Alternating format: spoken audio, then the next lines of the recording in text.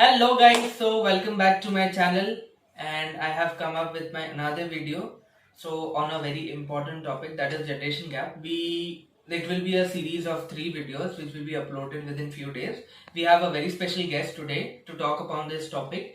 The name of the guest is Parsmal Kothari, who is my real nana, and he owns various businesses such as hospitality. Indulged in hospitality services, medical services, etc. So let's welcome him and let's see and let's know what is his perspective on this generation gap topic. I'll interview him, I'll ask him some questions. So let's get tuned. So let's start with our interview. So my first question to him is, आपके अनुसार पीढ़ी अंतराल क्या है? पीढ़ी अंतराल अगर हम समझेंगे, दूसरे शब्दों में कहेंगे जनरेशन गैप। इसका मतलब है दो और दो से अधिक पीढ़ियों के दरमियान विचारधारा में, विचारों में मत भिन्नता होना। इसको हम मतभेदों को, इन सब चीजों को हम लोग एक जनरेशन गैप कहते हैं। आपको क्या लगता है कि जनरेशन गैप के मुख्य कारण क्या है और क्यों है? जनरेशन गैप की अगर हम देखें तो मुख्य वजह दो होती है। एक वजह है सम्मान की कमी, दूसरी वजह है इनटॉलरेंस। बुजुर्गों की अपेक्षा रहती है कि यंगर जनरेशन से उन्हें सम्मान मिले और उनकी बातों को ध्यान से सुना जाए। अगर इन दो बातों को ध्यान में रखा जाए तो एल्डर जनरेशन के लिहाज से जनरेशन गैप नहीं होगा। इसी ढंग से अगर यंगर जनरेशन की बातों को एल्डर जनरेशन अगर ध्यान से सुने और उनके ऊपर गौर करे और उनकी जो जायज बातें हैं उनको माने तो जनरेशन गैप नहीं होगा, ऐसा मेरा मानना है। आपको क्या लगता है कि पीढ़ियों के बीच संघर्ष से सबसे ज्यादा पीड़ित कौन है? अगर इस कंटेक्स्ट में मैं आपको बताने जाऊं तो सबसे ज्यादा एल्डर जनरेशन इससे इफेक्टेड होती है। कारण क्या है? एल्डर जनरेशन में एक ये भाव होता है कि हमने हमारी बच्चों के लिए, यंग जनरेशन के लिए बहुत कुछ किया और उसके सामने हमने पाया क्या या हमें मिला क्या। तो वो भावनात्मक रूप से उनको ये बातें बहुत ज्यादा चोट पहुंचाती है। इसीलिए ओल्डर जनरेशन जो है यंगर जनरेशन की कंपैरिजन में ज्यादा इफेक्टेड होती है। नेक्स्ट क्वेश्चन, जनरेशन गैप की इस समस्या पर एक व्यक्तिगत उदाहरण दे जहां कुछ सकारात्मक अनुभव थे और आपने उस अनुभव से क्या सीखा? देखिए, अगर मैं मेरा पर्सनल एक उदाहरण आपको दूं तो एक बाप अपने बेटे का प्रशंसा करता है उसके अच्छे गुणों की। अगर उसमें कुछ सहनशीलता है, अच्छे काम करता है, रेस्पेक्ट के साथ पे करता है तो उसे मैं अप्रिशिएट करता हूं। उसकी बातों को मैं बहुत सहज से लेता हूं और मेरे बेटे और मेरे बीच में जो है, देखने को जाएंगे तो कोई भी तरह की छुपा छुपी नहीं रहती है, 100% ट्रांसपेरेंसी रहती है। और वो कोई भी काम करता है, कोई भी कारोबार का काम कर रहा है, सामाजिक काम करता है तो वो सब आकर के मुझे बताता है। तो मुझे भी ये प्रेरणा मिलती है कि जो कुछ भी कार्य मैं कर रहा हूं वो मेरे बेटे को भी उसी ढंग से मुझे अच्छाई से बताना चाहिए। वो उल्टा मैं उससे सीखता हूं, उसकी सहनशीलता को सीखता हूं, उसकी कठिन समय के अंदर जो सहनशीलता है, जो वो अच्छे से फेस करता है, बिना एक्साइट हुए अपने काम को करता है। तो ये बातें मुझे भी प्रेरित करती है कि मुझे छोटों से भी ये बातें सीखनी चाहिए और इम्प्लीमेंट करनी चाहिए। जनरेशन गैप के निर्माण में टेक्नोलॉजी की क्या भूमिका है? अभी जिस परिवर्तन के दौर से हम गुजर रहे हैं उसके हिसाब से अभी एक डिजिटल युग में हम लोग प्रवेश कर चुके हैं। डिजिटल माध्यम से सारे ट्रांजैक्शंस होने वाले हैं, सारा व्यवहार होने वाला है, सामाजिक सारे काम होने वाले हैं। उस दरमियान डिजिटल चीजों को अपना करके अगर आप नहीं अपनाएंगे तो आपको पीछे छोड़ दिया जाएगा, जमाना आगे जाएगा। तो उस केस में डिजिटल माध्यम्स को यूज करते हुए दोनों जनरेशन को, अगर एल्डर जनरेशन को उन माध्यमों को यूज नहीं करना आता है और यंगर जनरेशन को अगर उनको बहुत अच्छे से वो चीज को यूज करना आता है, तो यंगर जनरेशन को चाहिए कि वो डिजिटल माध्यम से एल्डर जनरेशन को अभ्यस्त करावे और उनको यूज करने के लिए प्रेरित करें। और एल्डर जनरेशन को भी ये चाहिए कि बच्चों को अगर कोई चीज टेक्नोलॉजी अच्छे से आती है तो उनसे सीखे और इम्प्लीमेंट करे, ताकि वो भी उनके साथ में कदम ताल करके साथ में चल सके। संयुक्त, जॉइंट या न्यूक्लियर फैमिली के बच्चों की नैतिकता और तरीकों के बारे में आपका क्या सुझाव है? देखिए, दोनों न्यूक्लियर फैमिली को ले लीजिए या संयुक्त परिवार को ले लीजिए, दोनों ही परिवारों के बच्चे अच्छे निकलते हैं, सीनियर्स अच्छे होते हैं।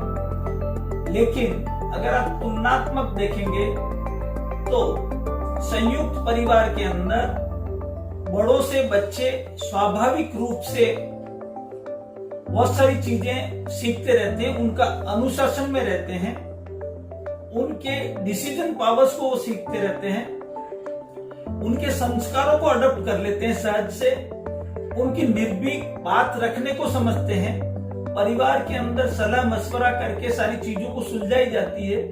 ये सारी बातें जो हैं, अपने कर्तव्य को पालन करना है, ये संयुक्त परिवार में बच्चे स्वाभाविक रूप से सीख जाते हैं।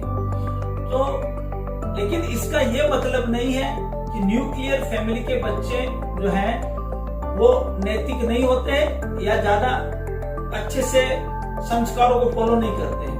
लेकिन कभी कभी देखने में आता है कि पेरेंट्स दोनों वर्किंग हैं, तो उस केस में बच्चा बहुत बार लोनली फील करता है और उस वजह से भी उनमें जनरेशन गैप आता है। लेकिन समय को देखते हुए न्यूक्लियर फैमिली जो है आज होना लाजमी हो गया। जिस दिन से आर्थिक खर्चे बढ़ रहे हैं बच्चों की परवरिश के लिए, उसके लिए तो न्यूक्लियर फैमिली होगी। लेकिन पेरेंट्स से ये दरख्वास्त करूंगा कि वो बच्चों के साथ में ज्यादा से ज्यादा समय दे, उनको अनुशासन सिखाएं। सो माय नेक्स्ट क्वेश्चन, कब जनरेशन गैप लाभकारी है और कब यह बाधा है? जनरेशन गैप हमेशा अलाभकारी है, लेकिन हम बातों को, अपने मंतव्य को एक दूसरे को बहुत अच्छे से समझा सकें, उनको फॉलो कर सकें, उनके ऊपर आप निर्भीक होकर के अपनी बातें रखें, लेकिन बहुत सम्मान के साथ में बातें रखनी चाहिए, एक दूसरे को हर्ट करते हुए नहीं रखनी चाहिए। तो कभी भी जनरेशन गैप आपका बढ़ेगा नहीं और उसके दुखद परिणामों को भी आपको लगेगा नहीं। इसलिए जनरेशन गैप में हमें एक दूसरे को समझ करके, एक दूसरे की समझ को अगर डेवलप किया जाए तो इसके दुष्परिणामों से मुक्त हुआ जा सकता है। मेरा अगला क्वेश्चन, वृद्धाश्रम के बारे में आपकी क्या राय है? वृद्धाश्रम आज की जरूरत होगी न्यूक्लियर फैमिली होने की वजह से, लेकिन वृद्धाश्रम कोई समाधान नहीं है। कोई भी पेरेंट ये नहीं चाहेगा कि उसको वृद्धाश्रम में रखा जाए, भले कितनी ही आपकी जटिल शेड्यूल होगा, आप कितने ही व्यस्त रहते होंगे, लेकिन पेरेंट्स की एक ख्वाहिश जरूर रहेगी कि वो अपने बच्चों के साथ में रहे।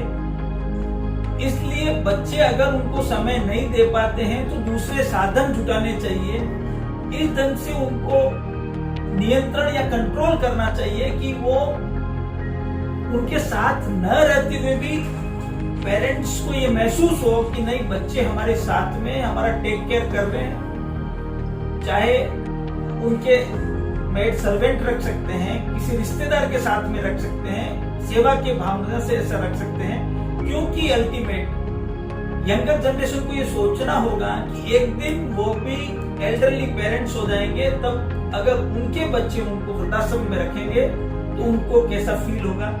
इसलिए वृद्धाश्रम की सोच को 100% नकारा जाना चाहिए। इस लॉकडाउन में जनरेशन गैप इंक्रीज हुआ या कम हुआ? अगर मैं मेरा व्यक्तिगत और सामाजिक परिवेश में देखूं तो ये लॉकडाउन से जनरेशन गैप कम होने में हमें बहुत बड़ी मदद मिली है। हमने एक दूसरे के साथ में जिंदगी में जितना समय साथ में नहीं बिताया होगा, उतना इस लॉकडाउन के दरमियान हमने समय बिताया। एक दूसरे को समझने में हमें पर्याप्त समय मिला। एक दूसरे के दुख दर्द को बांटने में हमने एक दूसरे का सहयोग दिया। हमने हमारी दिनचर्याएं सुधारी। उस दिनचर्या सुधारने से परिवार के फीमेल मेंबर्स को भी पूर्णतया सहयोग मिला। उनकी अपने को एक दूसरे को जानने में मदद मिली। तो जितने भी जनरेशन गैप में समझता हूं हुआ, उसमें काफी कुछ, किसी को ज्यादा फायदा मिला होगा, किसी को कम मिला होगा, लेकिन सबको जनरेशन गैप से कुछ न कुछ फायदा या जनरेशन गैप निश्चित तौर पर कम हुआ है, ऐसा मेरा मानना है। तो मेरा आज का लास्ट क्वेश्चन, यूथ के लिए या यंगर जनरेशन के लिए आपका क्या सुझाव है? दोस्तों, जनरेशन गैप के लिए आपको एक बात बताना चाहता हूं। जनरेशन गैप नाम की चीज परिवार में होनी ही नहीं चाहिए। अगर हम एक दूसरे को सम्मान दें, एक दूसरे की बात अच्छे से सुने समझें, अपनी बात अच्छे से रखें, कुछ हद तक हम अनुशासन का पालन करें, अपने कर्तव्यों का ढंग से निर्वाह करें, तो परिवार के अंदर जनरेशन गैप नाम की चीज महसूस होगी ही नहीं। हम दोस्ताना रह सकते हैं, हम हंसी खुशी से ये जो हमें अमूल्य जीवन मिला है उसको हम सब जी सकते हैं। हमें बड़ों को छोटों को सम्मान देना होगा और छोटों को बड़े का रेस्पेक्ट करना होगा। शायद ये जनरेशन गैप नाम की चीज कभी होगी ही नहीं। धन्यवाद। थैंक यू नानो for giving your time, your precious time for my video, and I hope आप सभी को ये वीडियो अच्छा लगा हो। Please like, share, comment and subscribe and put on your comments कि आपके क्या विचार है related to generation gap. Thank you so much.